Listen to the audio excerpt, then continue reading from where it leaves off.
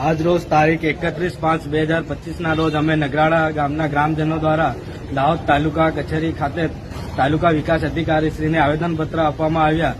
જે નગરાળા ગામમાં 2 દિવસ પહેલા જે કોન્ટ્રાક્ટર દ્વારા ખેડા ફળિયામાં સ્મશાન સુધી જે રસ્તો જતો હતો તે ત્યાં કોઈ મેટાઇલ કોઈ પણ પ્રકારનું નાખેલું નહીં હતું અને કામ કરવામાં હલકી કક્ષાનું આવતું હતું.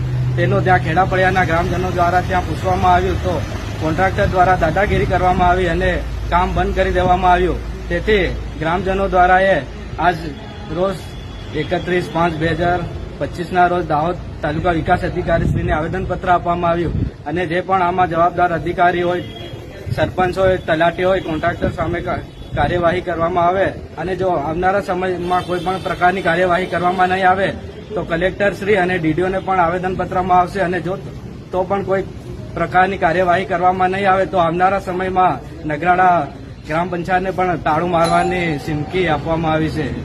આપનું નામ? કૃષ્ણા ચારેલ. આજ રોજ નગરાળા ગામથી અમે આવ્યા છે.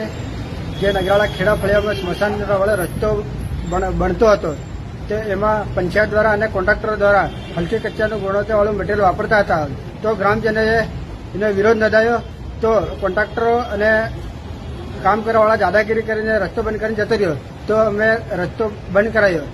અને બીજો એક પ્રશ્ન અમારો કે નગરાળામાં જે ખેડા ફળિયામાં પ્રાથમિક શાળા આવેલી છે, પ્રાથમિક શાળા પર શૌચાલય 2021-22નું મંજૂર થયેલું બતાવે છે પણ આજ સુધી ત્યાં સ્થળ ઉપર દેખાયેલ નથી. તો એટલા માટે મોટો ભ્રષ્ટાચાર થયેલો છે ને નગરાળા ગામમાં. તો આજે અમે તાલુકા વિકાસ અધિકારી સામે રજૂઆત કરી છે.